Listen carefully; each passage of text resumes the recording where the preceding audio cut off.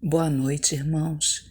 Estamos de volta aqui no nosso encontro de segunda-feira, a nossa reunião de estudos, e que tenhamos uma noite bastante proveitosa. Então, nós vamos continuar falando sobre mediunidade, né? Esse presente divino que a gente recebe quando encarna, quando reencarna.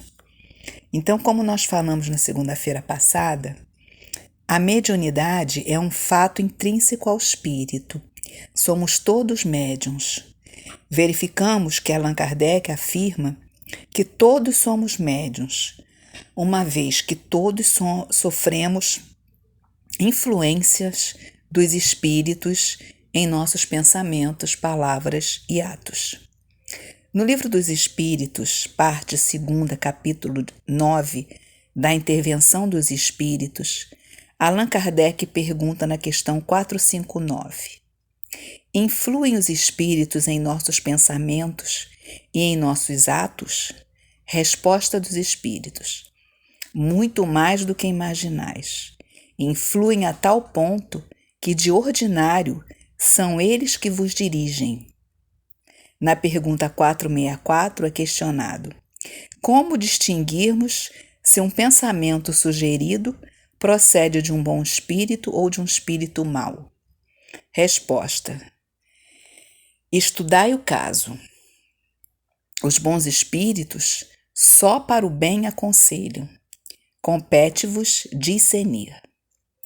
No capítulo 14 do Livro dos Médiuns, que é dos médiuns, o capítulo se designa, né? Dos médiuns, Allan Kardec diz no item 159: todo aquele que sente, num grau qualquer, a influência dos espíritos é por esse fato médium.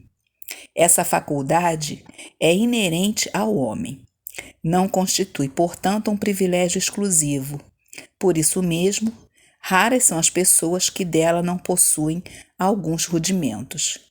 Pode, pois, dizer-se que todos são mais ou menos médiuns. Todavia, usualmente, assim só se qualificam aqueles em quem a faculdade mediúnica se mostra bem caracterizada e se traduz por efeitos patentes de certa intensidade, o que então depende de uma organização mais ou menos sensitiva. É de notar-se, além disso, que essa faculdade não se revela da mesma maneira em todos.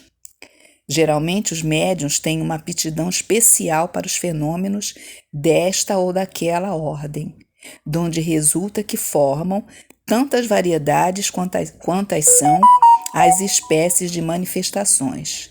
As principais são a dos médiuns de efeitos físicos, a dos médiuns sensitivos ou impressionáveis, a dos audientes, a dos falantes, a dos videntes, a dos sonambúlicos, a dos curadores, a dos pneumatógrafos. Pneumatógrafos é aquela escrita sem a intervenção da mão do médium. A escrita é direta, o lápis vai lá e escreve sem o médium precisar segurar nele. A dos escreventes ou psicógrafos. E existe ainda uma infinidade de características mediúnicas, e podemos citar a da bicorporeidade, que é quando o espírito de uma pessoa viva, isolada do corpo, pode aparecer como de uma pessoa morta e ter todas as aparências da realidade, e mais, pode adquirir uma tangibilidade momentânea. Então, a bicorporeidade é um outro corpo que se forma do mesmo corpo. Exemplificando este fenômeno, temos o caso de Santo Agostinho de Pádua. Ele estava na Espanha e, enquanto aí pregava, seu pai, que estava em Pádua, ia ao suplício, acusado de uma morte. Neste momento, Santo Antônio aparece, demonstra a inocência do pai e revela o verdadeiro criminoso, que mais tarde sofre o castigo. Foi constatado que, nesse momento, Santo Antônio não tinha deixado a Espanha. Então, foi uma bicorporeidade. O corpo dele continuou na Espanha, mas o espírito foi para lá, entendeu? Exemplificando esse fenômeno, Como já falei, tem esse caso, e tem também o de Eurípides Barçanufo. Ele também tinha esse dom da bicorporeidade. Ele era professor e algumas vezes o corpo dele ficava ali sentado na cadeira, enquanto ele se deslocava como espírito em outros lugares para determinados afazeres, entendeu? Exemplificando esse fenômeno, desculpa, segundo ainda em O Livro dos Médiuns, no capítulo 7, bicorporeidade e transfiguração, um indivíduo que se mostra simultaneamente em 2 lugares diferentes tem, pois, 2 corpos, mas desses 2 corpos só um é real. O outro não é senão uma aparência. Pode-se dizer que o primeiro tem a vida orgânica e que o segundo tem a vida da alma. Ao despertar, os 2 corpos se reúnem e a vida da alma entra no corpo material. Então, aparentemente são 2 corpos, mas o outro, ele é espiritual, que se mostra, que fala, e como ele diz ali, momentaneamente pode ser tangível. E segundo Santo Alfonso de Liguori, o espírito, ele estando desligado da matéria, segundo seu grau de elevação, ele pode se tornar tangível à matéria. No caso da transfiguração, consiste na mudança de aspecto de um corpo vivo. A transfiguração, em certos casos, pode ter por causa uma simples contração muscular, que pode dar à fisionomia uma outra expressão, ponto de tornar a pessoa quase irreconhecível.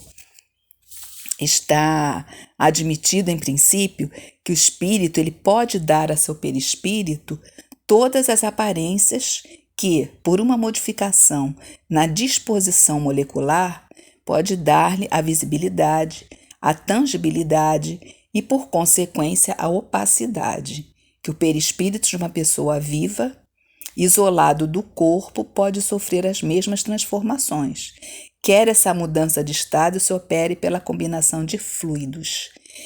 Então, através dos fluidos, o perispírito consegue, devido a ele ser flexível, ele consegue fazer essas transformações, essa transfiguração.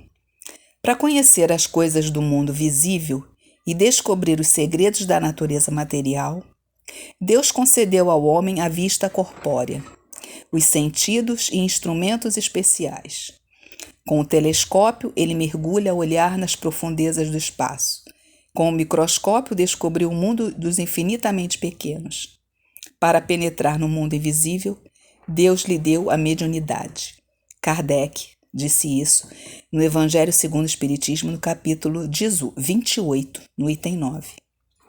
Os médiuns são os intérpretes, incumbidos de transmitir aos homens os ensinos dos espíritos, ou melhor, são os órgãos materiais de que se servem os espíritos para se expressarem aos homens por maneira inteligível. Na Gênese, no capítulo 14, Manifestações Físicas, item 44, fenômeno muito frequente na mediunidade, é a aptidão de certos médiuns para escrever em língua que lhes é estranha, a explanar oralmente ou por escrito assuntos que lhes estão fora do alcance da instrução recebida.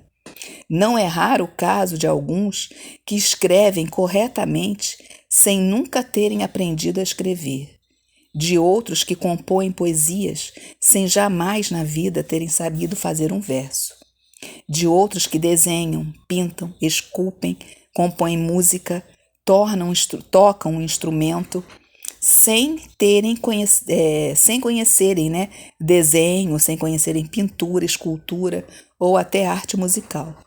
Ocorre frequentemente o fato de um médium escrevente reproduzir com perfeição a grafia e assinatura que os espíritos que por ele se comunicam tinham quando vivos, se bem não os haja até conhecido. Nada, porém, apresenta esse fenômeno de mais maravilhoso do que o de fazer que uma criança escreva, guiando-lhe a mão. Pode-se dessa maneira conseguir que ela execute tudo o que se queira. Se, porém, o médium tem o mecanismo, se venceu as dificuldades práticas, se lhe são familiares as expressões, Se finalmente possui o cérebro, os elementos daquilo que o espírito quer fazê-lo executar, ele se acha na posição de homem que sabe ler e escrever corretamente. O trabalho se torna mais fácil e mais rápido. O espírito já não resta senão transmitir seus pensamentos ao intérprete, para que este os reproduza pelos meios de que dispõe. No Evangelho segundo o Espiritismo, no capítulo 28, coletânea de preces, no item 9 também, lemos que, como intérpretes do ensino dos espíritos, têm os médiuns de desempenhar importante papel na transformação moral que se opera. O médium que queira gozar sempre da assistência dos bons espíritos tem que trabalhar por melhorar-se. O que deseja que a sua faculdade se desenvolva e engrandeça tem de se engrandecer moralmente e de abster de tudo o que possa concorrer para desviá-lo do seu fim providencial. O médium que compreende o seu dever, longe de se orgulhar de uma faculdade que não lhe pertence, visto que lhe pode ser retirada, atribui a Deus as boas coisas que obtém. No livro Missionários da Luz, no capítulo 3, Desenvolvimento Mediúnico, o espírito Alexandre ele explica o seguinte: pretendem a psicografia, outros tentam a mediunidade de incorporação. Infelizmente, porém, quase todos confundem poderes psíquicos com funções fisiológicas. Acreditam no mecanismo absoluto da realização e esperam o progresso eventual e problemático, esquecidos de que toda edificação da alma requer disciplina, educação, esforço e perseverança. Mediunidade construtiva é a língua de fogo do Espírito Santo, luz divina para a qual é preciso conservar o pavio do amor cristão, o azeite da boa vontade pura. Sem a preparação necessária, a excursão dos que provocam o ingresso no reino invisível é quase sempre uma viagem nos círculos da sombra. Alcançam grandes sensações e esbarram nas perplexidades dolorosas. Fazem descobertas surpreendentes e acabam nas ansiedades e dúvidas sem fim. Ninguém pode trair a lei impunemente, e para subir, espírito algum dispensará o esforço de si mesmo no aprimoramento íntimo. Então, aqui nesse livro, Missionários da Luz, ele fala sobre o que muitos desejam, né, a mediunidade, obter essa mediunidade, mas ele diz que quando isso não é tratado seriamente, com seriedade, com educação, com disciplina, com respeito, isso pode acabar tornando o médium desequilibrado, né, acabar colocando ele no caminho das sombras. Ele diz ainda: o espiritismo cristão é a revivescência do Evangelho de Nosso Senhor Jesus Cristo, e a mediunidade constitui um de seus fundamentos vivos. Não bastará, entretanto, perceber. É imprescindível santificar essa faculdade, convertendo-a no ministério ativo do bem. Não se pode cogitar de mediunidade construtiva sem o equilíbrio construtivo dos aprendizes na sublime ciência do bem viver. Mediunidade elevada ou percepção edificante não constituem atividades mecânicas da personalidade, e sim conquistas do espírito, para cuja consecução não se pode prescindir das iniciações dolorosas, dos trabalhos necessários, como autoeducação sistemática e perseverante. Nenhum médium é perfeito se está obsediado. E há manifesta obsessão quando um médium só é apto a receber comunicação de determinado espírito, por mais alto que este procure colocar-se.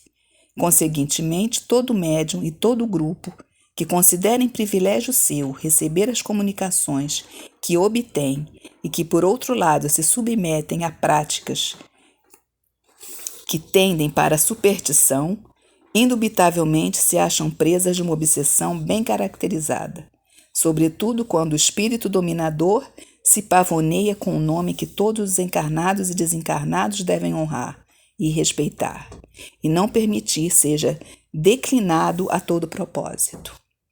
É incontestável que, submetendo ao crivo da razão e da lógica, todos os dados e todas as comunicações dos espíritos, fácil se torna rejeitar a absurdidade e o erro. Então, muitas vezes, o espírito não se dá conta, né? O médium ou o grupo não se dá conta da obsessão. Mas ele diz aqui, quando a exclusividade, só eles recebem, só eles têm, isso tem alguma coisa errada, porque a mediunidade é para todos, as mensagens são para todos. E finalizo com uma frase de Chico Xavier, do livro Orações de Chico Xavier, de Carlos Bacelli, que ele diz o seguinte: aprendi com os nossos benfeitores espirituais que o contato que mantemos com eles através dos recursos da mediunidade deve nos induzir ao trabalho incessante de nossa melhoria. O intercâmbio mediúnico careceria de sentido caso não nos preocupássemos com a nossa própria renovação. E ele diz também, uma outra frase: essa história de que médium já nasce pronto não é verdade. Todo dia Emmanuel me põe a estudar. Então, a mediunidade é um dom. De quem? De todos.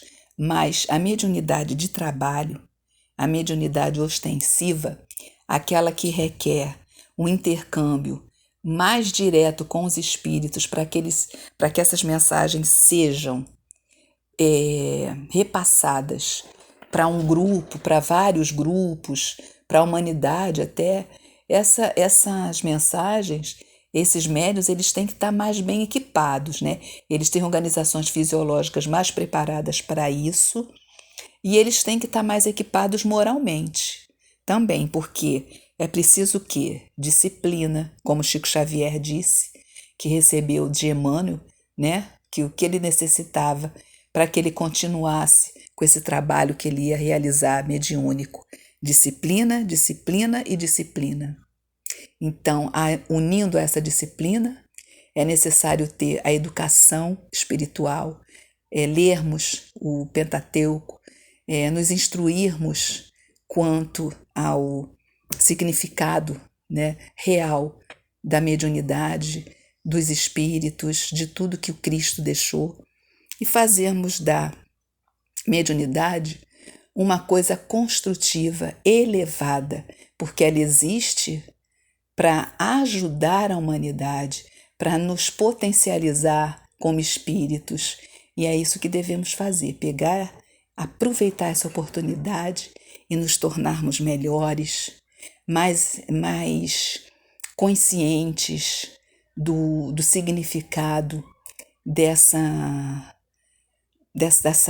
bênção divina que recebemos e fazemos dela uma utilidade, uma coisa útil para todos, para nós que vamos crescer e para aqueles que estão a nos observar, a nos ouvir, né? A nos ouvir como intérpretes desses espíritos. Então eu desejo a todos uma boa noite. Nós vamos ficar com um vídeo bem brevezinho para a nossa maior reflexão, tá? E que todos tenham uma segunda-feira, um restinho de segunda-feira de muita paz, de muita luz e uma semana abençoada, tá? Onde todos possam ter muita paz. Fiquem com Deus.